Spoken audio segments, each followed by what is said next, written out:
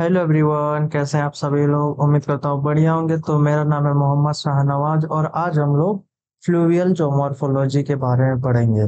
तो basically what is fluvial जोमोर्फोलॉजी, और इस जोमोर्फोलॉजी में फ्लूवियल जोमोर्फोलॉजी में हम लोग क्या पढ़ेंगे।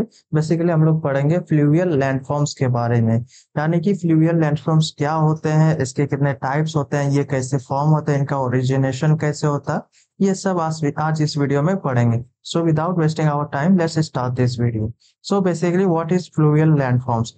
अब क्या होता है कि जितने भी सारे लैंडफॉर्म्स होते हैं that are created with the help of any types of forces. अब बेसिकली अब वो अगर force surface run off water होगा, अगर वो लैंडफॉर्म्स अगर with the help of the surface run off water, जो कि मेनली हमारा रिवर होता है, अगर उससे फॉर्म होता है तो वो उस लैंडफॉर्म्स को बेसिकली हम लोग बोलते हैं फ्लूवियल लैंडफॉर्म्स।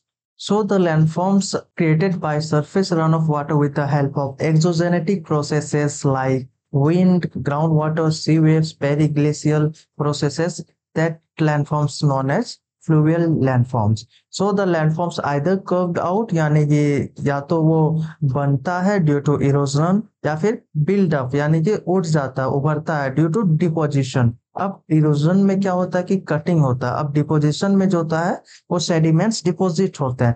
अब ये दोनों प्रोसेस मेनली डिपोजिशन और इरोजनल लैंडफॉर्म्स होते हैं हमारे फ्लूवियल जोमोर्फोलॉजी में।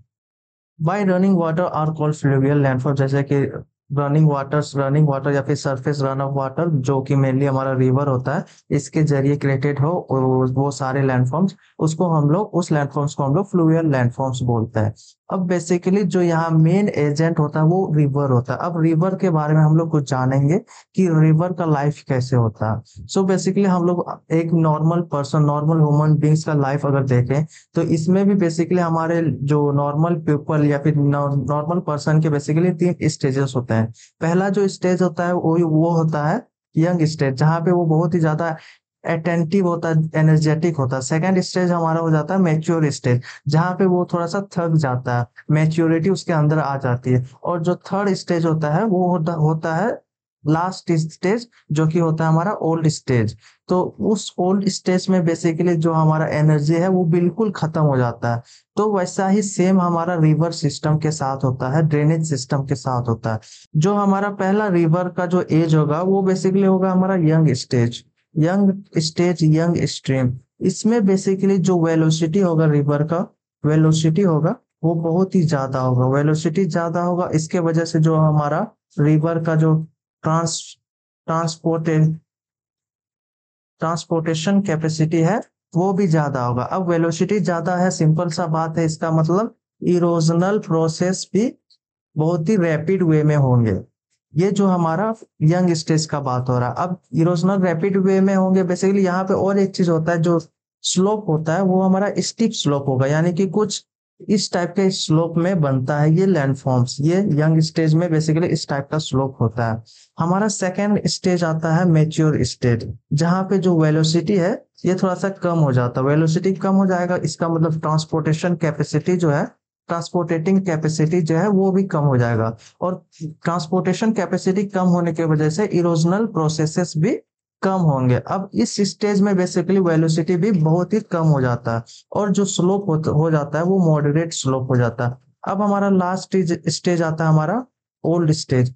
ओल्ड स्टेज में बेसिकली जो स्लोप होता है वो बेसिकली जेंटल हो जाता है, यानी कि बिल्कुल ना के बराबर स्लोप हो जाता है हमारा। और इस स्टेज में बेसिकली जो वेलोसिटी होता है वाटर का वो ना के बराबर होता है, यानी कि बहुत ही कम वेलोसिटी होता है, उसको सिर्फ स्लोप से हेल्प होता है, उसका स्लोप सिर्फ मदद, जेंटल स्लोप मदद करता है उस वाटर करंट को फ्लो होने में। अब इस स्टेज में बेसिकली हमारा जो लैंडफॉर्म्स बनेंगे ओल्ड स्टेज में वो डिपोजिशनल लैंडफॉर्म्स बनेंगे। और जो हमारा फर्स्ट स्टेज है यानी कि यंग स्टेज है, वहां पे मेनली हमारा जो लैंडफॉर्म्स बनेगा वो इरोजनल लैंडफॉर्म्स बनेंगे। और मॉडरेट स्लोप में या फिर मैच्योर स्ट्रीम में बेसिकली हमारा जो लैंडफॉर्म्स बनेंगे वो हमारा होगा इरोजनल, कुछ होगा, कुछ डिपोजिशनल लैंडफॉर्म्स भी होंगे। जैसे कि हमारा मैच्योर स्टेज में हमारा मेंडस बनते हैं, वैलीज भी कहीं कहीं बन जाता है। और हमारा यंग स्टेज में बेसिकली मेन जो इसका यंग स्टेज का जो लैंडफॉर्म्स है यंग स्टेज का वो बेसिकली वी शेप्ड वैलीज है। ये बहुत ही ज्यादा मात्रा में V shaped valleys young stage में किसी भी रिवर का बनता है। वी शेप्ड वैली के साथ साथ कैनन्स, इसके बाद जॉर्जेस भी फॉर्म होते हैं यंग स्टेज में। मेच्योर स्टेज में बेसिकली मिंडर्स बनते हैं। और जो लास्ट स्टेज है हमारा ओल्ड स्टेज, इसमें मेनली हमारा डेल्टास बनता है। इसका मेन लैंडफॉर्म्स डेल्टास है। तो आज इस वीडियो में बस इसी रिवर साइकिल के बारे में पढ़ेंगे। तो अब हम लोग कुछ टाइप्स ऑफ फ्लूवियल इरोजन के बारे में पढ़ेंगे कि हमारा जो इरोजनल प्रोसेसेस होगा वो कितने टाइप का होता है। यानी कि दैट प्रोसेस, इरोजनल प्रोसेस, उसका जो एजेंट होगा वो सरफेस रन ऑफ वाटर होगा, यानी कि रिवर होगा। अब रिवर में कितने टाइप के इरोजनल टाइप्स होते हैं, इरोजनल प्रोसेसेस होते हैं। पहला जो प्रोसेसेस होता है वो सॉल्यूशन होता है या फिर कोरोजन इरोजन होता है। अब इस टाइप के इरोजन में क्या होता है कि डिसोल्यूशन होता है of soluble materials through the process of disintegration and decomposition of carbonate rocks. अब बेसिकली इसमें जो सॉल्यूशन या फिर कोरोजन इरोजन में बेसिकली यहाँ पे जो होगा वो केमिकल वेदरिंग होगा, केमिकल इरोजन होगा। केमिकल रिएक्शन के वजह से अगर कोई भी लैंडफॉर्म या फिर इरोजन एक्टिव होता है केमिकल रिएक्शन के वजह से ऑफ कार्बोनेट रॉक्स, उस टाइप के इरोजन को हम लोग फ्लूवियल इरोजन में सॉल्यूशन इरोजन बोलते हैं। अब सेकेंड हमारा हो जाता है एब्रेशन या फिर कोरेशन। अब इसमें क्या होता है कि जो इरोजन होगा that happens with the help of erosional tools like boulders, pebbles, cobbles, gravels. अब बेसिकली मान लो एक रिवर है, यहाँ रिवर फ्लो कर रही है। अब इस रिवर में बेसिकली होगा क्या कि बहुत सारे इरोजनल टूल्स होंगे, जैसे कि मान लो हमारा बोल्डर्स है, बहुत बड़ा पत्थर है, अब बोल्डर्स है। अब मान लो ये बोल्डर्स बेसिकली अगर यहाँ पे रिवर टर्न करेगा, अब ये बोल्डर्स बेसिकली एक टाइम पे यहाँ पे टकराएगा, यहाँ पे टकराएगा, और यहाँ पे टकराने के बाद यहाँ पे जितने भी सारे सेडिमेंट्स हैं यहाँ पे इरोड करेंगे। अब इरोजन करके इधर भी ट्रांसपोर्टेशन इस सेडिमेंट्स का होगा। अब इस टाइप के जो इरोजनल प्रोसेसेस होता है, फ्लूवियल इरोजन होता है, इसको हम लोग एब्रेशन या फिर कोरेशन बोलते हैं। अब थर्ड हमारा होता है एट्रिशन। एट्रिशन बेसिकली इसमें होता है क्या है कि it is a mechanical tear of wear and wear of the erosional tools in themselves. यानी कि ये जो मैकेनिकल टियर और वेयरिंग होता है ऑफ इरोजनल टूल्स अपने आप ही, जैसे कि मान लो कि दो बोल्डर्स है यहाँ पे, वो आपस में टकरा गए। आपस में टकराने के वजह से जितने भी सारे इसके फोर्स के वजह से जितने भी सारे इसका डिसइंटीग्रेशन होता है, सेडिमेंट्स बन जाते हैं, और ये सेडिमेंट्स बाद में ट्रांसपोर्ट होकर के डिपोजिट हो जाते हैं। इस टाइप के इरोजन को हम लोग बोलते हैं एट्रिशन इरोजन। अब लास्ट हमारा होता है हाइड्रोलिक एक्शन। अब इसमें क्या होता है कि it involves the breakdown of the rock of valley sides due to impact of water currents of the channel। अब बेसिकली जितने भी इरोजन होगा with the help of water currents. अब बेसिकली यहाँ पे जो मेन एजेंट है वो वाटर करंट्स है या फिर वेलोसिटी ऑफ द वाटर है। यानी कि जितने भी सारे इरोजन होगा वाटर के वेलोसिटी के कारण से होगा, करंट के कारण से होगा, जिसको हम लोग बोलते हैं हाइड्रोलिक एक्शन। ये basically major 4 types of fluvial erosion है। पहला है सॉल्यूशन। अब इसमें बेसिकली केमिकल वेदरिंग होगा ऑफ कार्बोनेट रॉक्स का।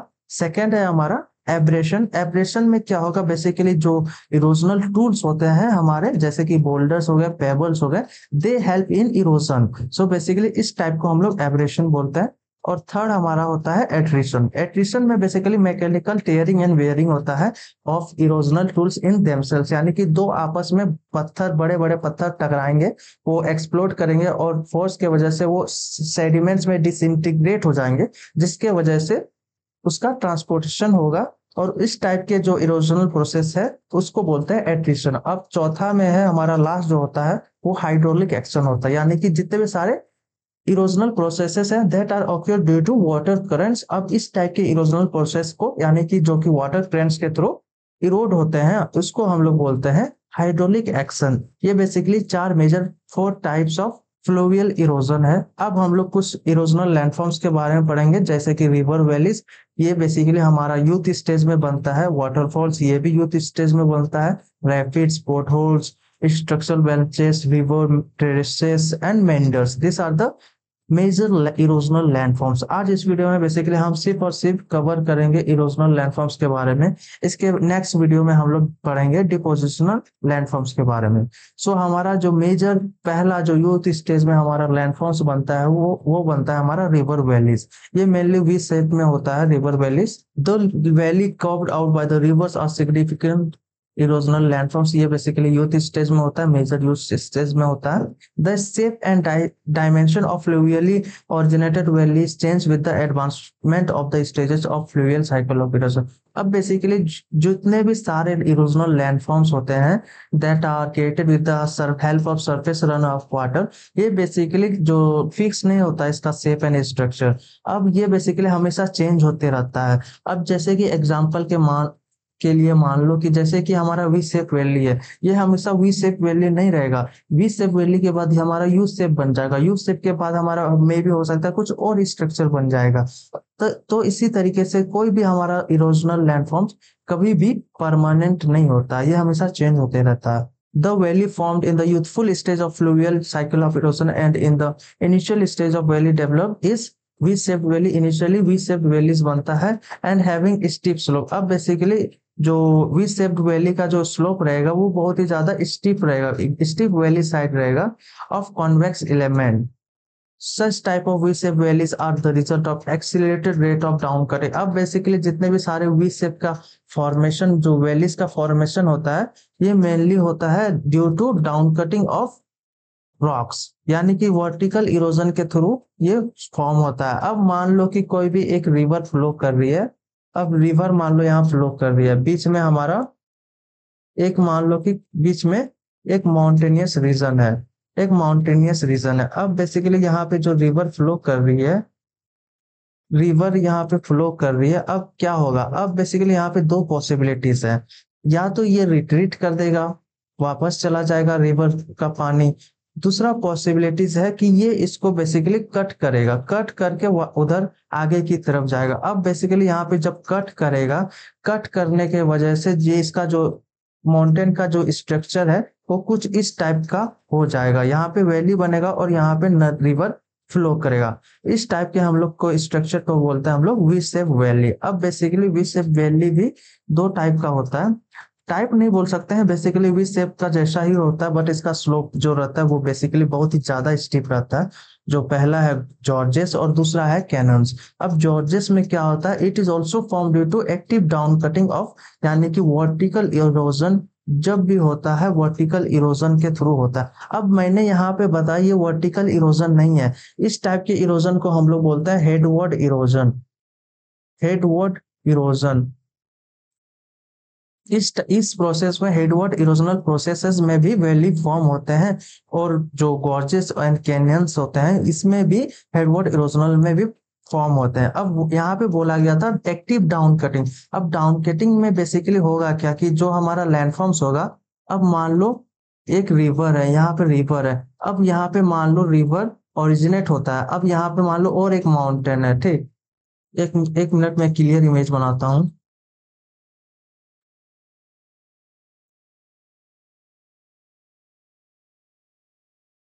मान लो एक ये माउंटेन है, यहाँ पे रिवर है, अब यहाँ पे कुछ देर बाद और एक रिवर है, अब यहाँ पे डाउन कटिंग हो रहा है, अब सॉरी वाटर फ्लो हो रहा है, ठीक, रिवर से। अब बेसिकली यहाँ पे क्या होगा, एक और एक माउंटेन होने की वजह से ये फ्लो रोक देता है। अब यहाँ पे क्या होगा, वही होगा, वर्टिकल डाउन कटिंग होगा, यहाँ वर्टिकल डाउन कटिंग होगा, और डाउन कटिंग होते होते ये रिवर का स्ट्रक्चर जो है कुछ इस टाइप का हो जाएगा, इस टाइप का हो जाएगा, जहां पे रिवर है इस टाइप,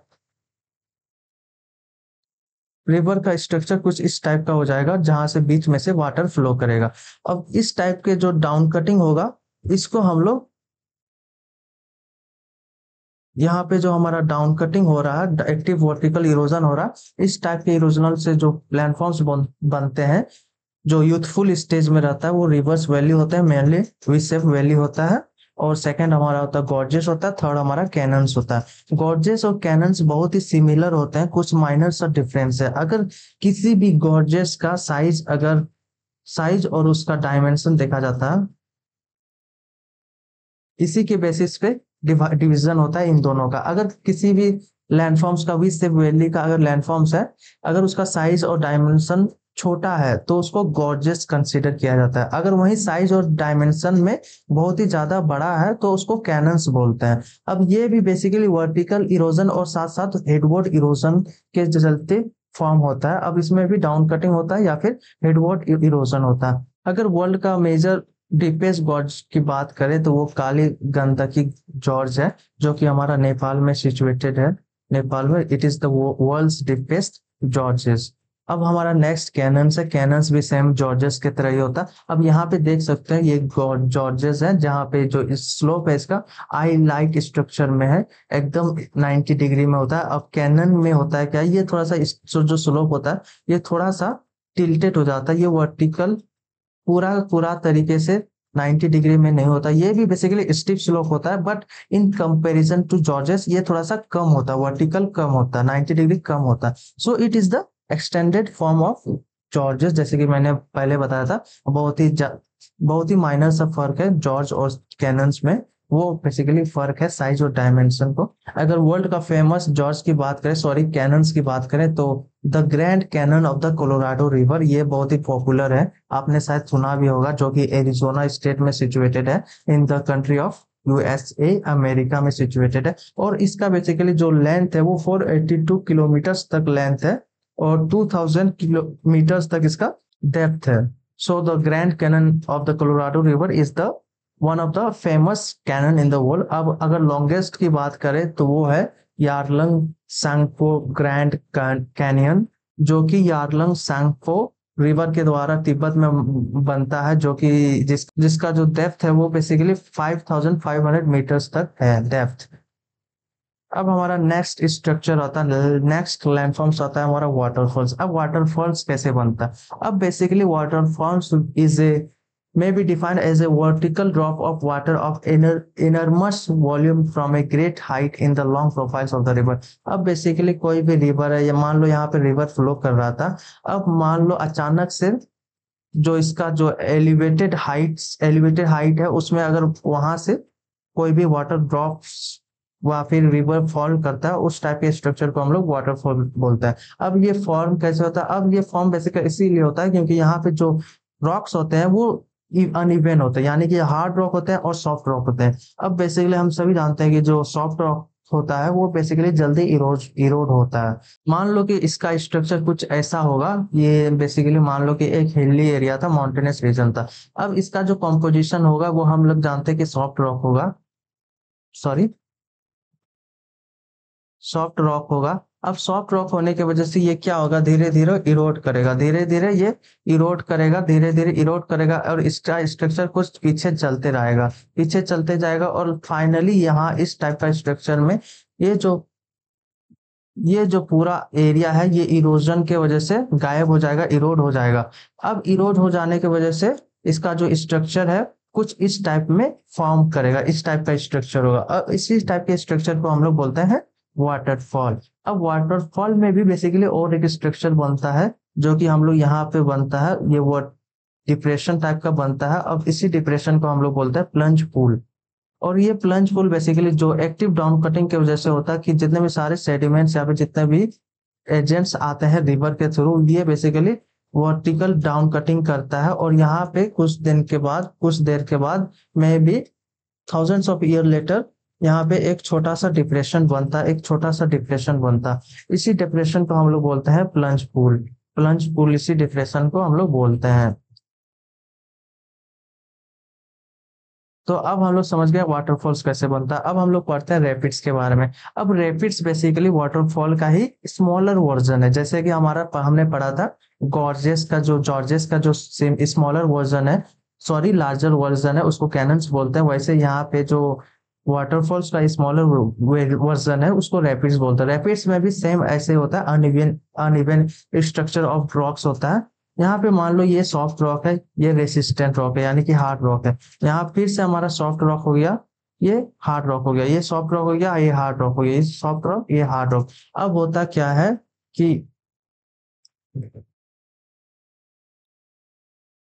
कोई भी हमारा रिवर फ्लो कर रहा है अब रिवर बेसिकली जो हमारा हार्ड रॉक है इसमें तो ज्यादा इरोड नहीं करेगा, बट यहाँ पे जो सॉफ्ट रॉक है मान लो इसमें बहुत ज्यादा इरोड करेगा। अब मान लो कि जो ये ऐसा स्ट्रक्चर 100 साल पहले था, अब ये हो सकता है कि 100 साल बाद कुछ हमारा स्ट्रक्चर इस टाइप का स्ट्रक्चर हो। यहाँ पे हार्ड रॉक होने की वजह से इरोजन नहीं होगा, बहुत ही कम होगा। अब फिर से जो ऐसे इरोजन होगा, फिर से यहाँ जाएगा, फिर से ऐसे इरोजन होगा। अब इस टाइप के स्ट्रक्चर को हम लोग बोलते हैं रैपिड्स। अब इसमें जो फ्लो ऑफ वाटर होगा कुछ इस तरीके से होगा।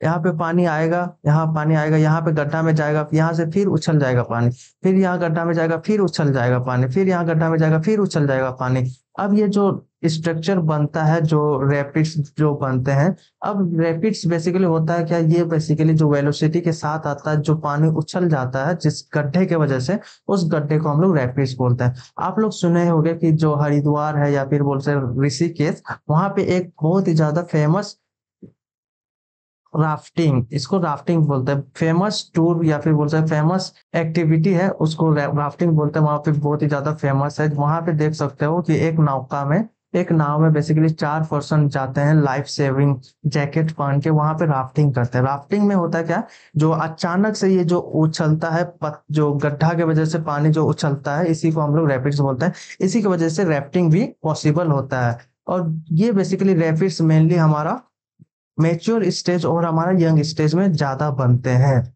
सो अब हमारा नेक्स्ट टॉपिक है, नेक्स्ट कॉन्सेप्ट है हमारा पोर्ट होल्स का कॉन्सेप्ट। अब हम लोग ने बहुत ही जगह देखा होगा कि ये रिवर है। अब रिवर में अचानक से बहुत ही बड़े बड़े गड्ढे गड्ढे होते हैं, बहुत ही बड़े बड़े गड्ढे होते हैं। ये बेसिकली जो बनता है ये वर्टिकल डाउन डाउन कटिंग के थ्रू बनता है, वर्टिकल इरोजन के थ्रू बनता है। अब ये फॉर्मेशन कैसे होता है, मान लो ये एक गड्ढा है, ठीक, पोर्ट होल है, इसी को हम लोग पोर्ट होल बोलते हैं। मान लो गड्ढा है, यहाँ पे मान लो कि एक पत्थर फंसा हुआ। अब यही जो पत्थर रिवर फ्लो करेगा, ये रिवर यहाँ जाएगा, यहाँ पे इस पत्थर पे टकराएगा, रिवर का वेलोसिटी का जो फोर्स रहता है। अब यही पत्थर बाद में यहाँ पे टकराएगा, फिर मे भी हो सकता है यहाँ टकराएगा, यहाँ टकराएगा, फिर वापस से यहाँ टकराएगा। ये बेसिकली पत्थर बाहर नहीं जा पाएगा, और इसी को जो डाउन कटिंग होते जाएगा, और इस डाउन कटिंग के चलते इसका जो स्ट्रक्चर है वो मे भी कुछ साल बाद कुछ इस टाइप का स्ट्रक्चर इतना बड़ा हो जाएगा। अब इसी टाइप के इरोजनल को बोलते हैं हम लोग पोर्ट होल ड्रिलिंग बोलते हैं, यानी कि एक्टिव डाउन कटिंग कुछ किसी भी छोटे से गड्ढे में हो with the help of boulder, यानी ये बहुत ही बड़ा साइज का पत्थर, ये जो बोल्डर है एक्टिवली डाउन कटिंग करता है। इसी टाइप के स्ट्रक्चर को हम लोग पोर्ट होल्स बोलते हैं। और इसी टाइप के जो प्रोसेसेस होते हैं इरोजनल के, उसको हम लोग बोलते हैं पोर्ट होल ड्रिलिंग। यानी कि यहाँ पे ड्रिल कर रहा है, ये जो पत्थर है ये बेसिकली हमारा जो जो गड्ढा है उसको ड्रिल कर रहा है।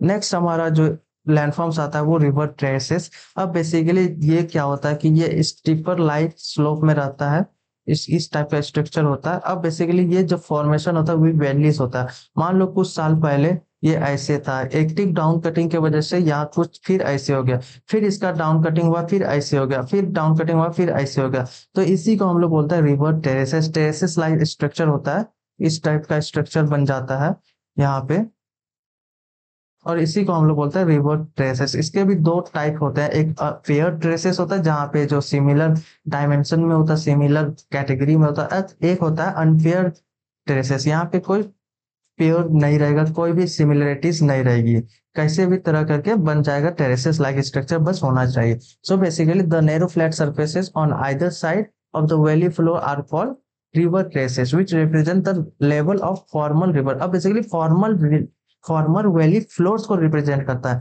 यानी कि यहाँ पे कुछ टाइम पहले फ्लोर होगा, वैली फ्लोर होगा, अब फिर एक्टिव डाउन कटिंग होता है, फिर ये हमारा वैली फ्लोर बन जाएगा। और ऐसे ही करते करते एक्टिव डाउन कटिंग होता है और ट्रेसेस लाइक स्ट्रक्चर बनते हैं, इस ट्रेसेस लाइक स्ट्रक्चर बनते हैं, इसी को हम लोग बोलते हैं रिवर ट्रेसेस। अब हमारा नेक्स्ट जो लैंडफॉर्म्स होता है वो रिवर मेंडर्स होता है, रिवर मेंडर्स या फिर मियांडर्स। इसमें क्या होता है कि ये जो आप रिवर देख सकते हैं ये एक रिवर मेंडर्स है, एक रिवर का टाइप होता है। अब इसमें जो लैंडफॉर्म्स बनते हैं वो दो लैंडफॉर्म्स बनते हैं, पहला जो होता है वो रिवर मेंडर होता है, सेकंड होता है हमारा ऑक्सबो लेक। अब देख रहे हो कि यहाँ पे जो जिग जैक जो शेप है, जिग जैक जिग जैक जो शेप है, इसी को हम लोग मिंडर्स बोलते हैं। अब इसी से हमारा जिग जैग शेप से हमारा ऑक्सबो लेक का फॉर्मेशन होता है। अब बेसिकली होता है क्या है कि यहाँ पे मान लो सेडिमेंट्स हमारा रिवर ले रहा है। अब सेडिमेंट्स ले रहा है तो ट्रांसपोर्टेशन करके हमारा मान लो यहाँ पे डिपॉजिट करेगा। यहाँ पे क्यों डिपॉजिट करेगा? यहाँ क्योंकि यहाँ पे जो जो टर्न है वो बहुत ही ज्यादा स्टीपर है, इसीलिए जो हमारा डिपोजिशन होगा ये यहाँ पे होगा मेन डिपोजिशन डिपोजिशन। अब फिर से हमारा जो सेडिमेंट्स है फिर इरोड करेंगे, फिर कुछ इस जगह पे इरोड डिपॉजिट करेंगे, फिर इरोजन यहाँ से होकर यहाँ पे कुछ डिपॉजिट करेगा। अब यहाँ से डिपॉजिट होकर के कुछ यहाँ पे डिपॉजिट करेगा। अब बेसिकली यहाँ ये जो प्रोसेस डिपोजिशन का प्रोसेस है वो चलते रहेगा। अब चलने के वजह से मिलियन ऑफ ईयर के बाद अब बेसिकली ये डिपोजिशन है वो बहुत ही ज्यादा हो जाएगा।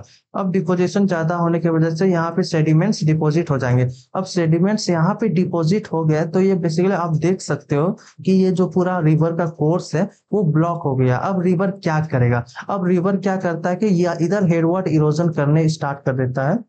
एक सेकेंड।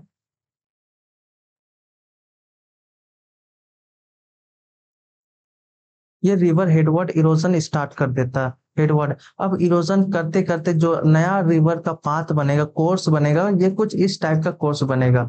यहाँ पे रिवर फ्लो करेगा इस पाथ में। अब बेसिकली रिवर अब फ्लो करेगा इस पाथ में। अब ये जो हमारा सेडिमेंट्स डिपॉजिट हो गया इसके वजह से रिवर एक ऑक्सबो लेक का फॉर्मेशन करता है। ये हमारा ऑक्सबो लेक हो गया, ऑक्सबो लेक हो गया। सो बेसिकली रिवर मिंडर से ऑक्सबो लेक का फॉर्मेशन होता है। यहाँ पे देख सकते हो ये एक रिवर कोर्स है, यहाँ पे एक ऑक्सबो लेक बना हुआ है। सो बेसिकली इस टाइप में हमारा ऑक्सबो लेक का फॉर्मेशन होता है। तो गाइस आज हमने जितने भी सारे लैंडफॉर्म्स बने वो सिर्फ और सिर्फ इरोजनल लैंडफॉर्म्स है। अब नेक्स्ट वीडियो में हम लोग देखेंगे डिपोजिशनल लैंडफॉर्म्स के बारे में कि डिपोजिशनल लैंडफॉर्म्स कैसे डिपॉजिट के थ्रू बनते हैं, कैसे डिपोजिशनल होता है वहां पे, और किस टाइप के लैंडफॉर्म्स बनते हैं और कैसे कैसे लैंडफॉर्म्स बनते हैं। सो आज इस वीडियो में बस इतना ही। अगर आपको कुछ समझ में ना आया हो तो वीडियो में कमेंट कीजिएगा, नीचे में कमेंट कीजिएगा, मैं डेफिनेटली रिप्लाई करूंगा। और वीडियो पसंद आई तो वीडियो को लाइक कीजिएगा और चैनल को सब्सक्राइब कीजिएगा। And thanks for watching.